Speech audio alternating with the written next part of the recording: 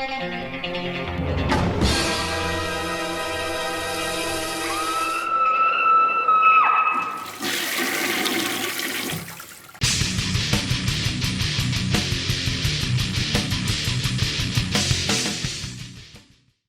up, everyone? Thralls Metal here once again. I'm the Crockneck, and I have an album review for you. Now, once again, this was brought to us courtesy of Screaming Toilet. Again, fun site, full of cool reviews, podcasts, all sorts of cool articles. Definitely check it out. It's a good time. So today, I am reviewing the newest offering from the band Ogre with their album Thrice is Strong. Now, this has no relation whatsoever to Skinny Puppy and that Ogre. This is a totally different Ogre. This album came out on the 25th of October in 2019. Yeah, we didn't get to it back then, but we're getting to it now. And this came out on Cruz del Sur Music. This band is from Maine. They formed in 1999, and this is their fifth full length. Now, I believe they broke up for a time in 2009, and then reformed, I believe, in 2013. I also know the drummer used to play in an interesting doom/sludge band called Ocean, not to be confused with The Ocean. These guys were much slower, much sludgier. No elements of post-metal at all. They had one release that I have called Here Where Nothing Grows, and it was pretty cool. So, I already had like some sort of knowledge of at least one of the members here. So the album opens up with the song The Future, and honestly, it really didn't give me a doomy vibe right away. This band is billed as a doom metal/heavy metal band, and mostly what I got was heavy metal. Like the very classic heavy metal. Like this sounded a lot like Dio or Judas Priest. In fact, the riff that carries this opening track kind of sounds like Holy Diver, just a little bit. There's some really nice guitar harmonies in the intro, and the production on this has a very early 80s feel. Now, I think the guitars sound a little bit muddy, but it kind of works with it. The only thing that sounds really kind of modernly produced on here and less analog are the vocals. They're very out front, they're very crystal clear, and the vocals are going to be kind of an issue on this album, because in certain spots they really work, and other spots they really just detract from the song. This is one where it kind of works, even though I thought the chorus was a little just kind of meh, just kind of there. Most of the riff that carried this was pretty decent. But again, I was a little misled in terms of their bio. I figured I was going to be listening to something more doomy, and this really didn't get doomy at all. In fact, you don't necessarily hear doom metal per se until the second track, Hive Mind. This song is kind of all over the place and seems kind of almost directionless sometimes. It kind of bounces back and forth between up-tempo sections and has like kind of a Uriah Heep pentagram kind of feel to it, which I like both those bands, but this just kind of seems all over the place. Also, you hear the first real harsh vocals, and they're not necessarily very harsh, they're just kind of these odd screams, and I really wasn't into them. They really didn't add much to it, and they seemed really forced. Like, the moment really didn't call for them, but you did them anyway. Now, this song actually transitions into a flat-out doom metal bit, and it really was good. It reminded me instantly of St. Vitus, which, I mean, that's a solid doom metal band to remind you of. But it kind of transitions into that moment out of nowhere, and it really doesn't hang out very long.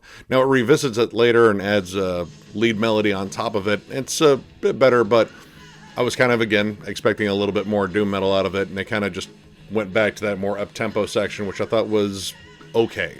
Now, the shortest track on here, Big Man, was the one that I just flat out really didn't like. This one has nothing about it that is very doomy. In fact, it's more just kind of like generic biker bar rock. It really doesn't go anywhere. It's just kind of a short track that's definitely a little bit more bluesy.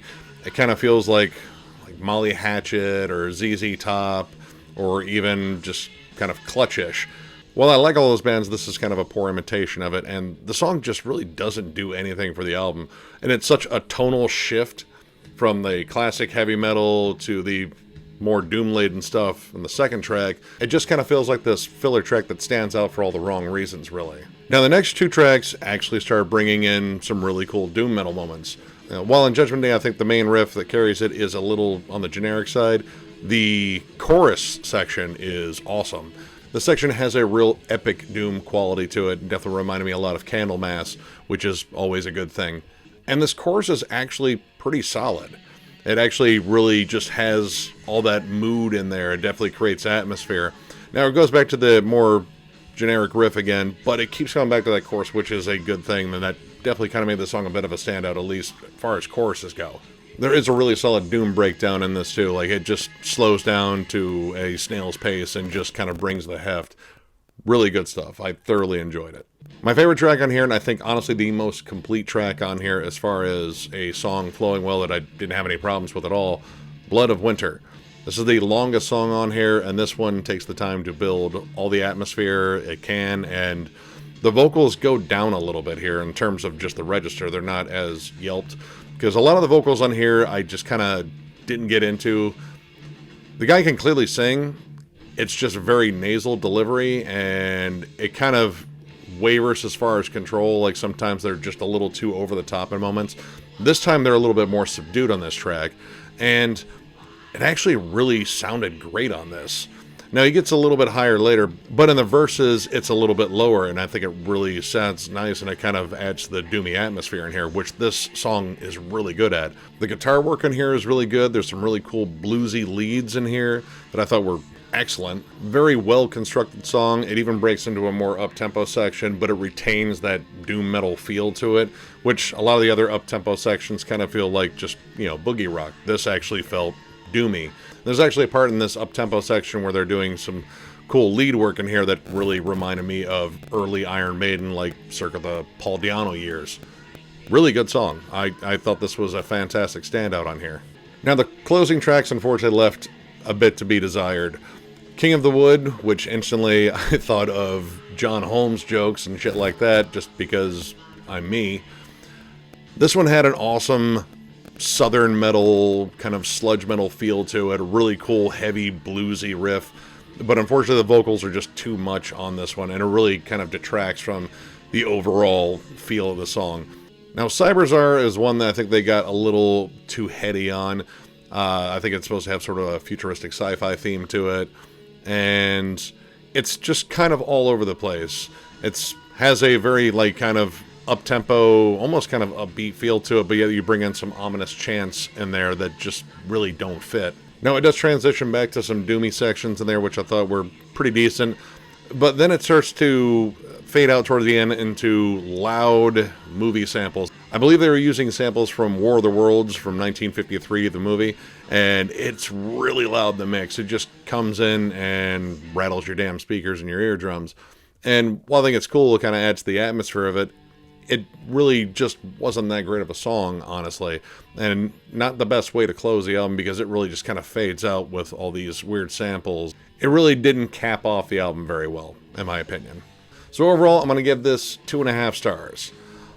I really liked Blood of Winter. I think that was an excellent song. And then the rest of the album, I found myself liking individual moments in songs rather than entire songs. And then there were some songs that I just thought were just not very good. I'm a big fan of doom metal. I've been listening to St. Vitus forever and Pentagram and all that shit. And this is very similar to it. It's just not as good, at least in my opinion. But I still recommend you check them out. If you're a doom metal fan, there's probably some stuff in here you'd really like. And if you love classic heavy metal, there's definitely plenty of that on here too. So, if you like the review, give it a thumbs up. And if you are new to the channel, subscribe, because we do shit like this all the time. Catch you guys later.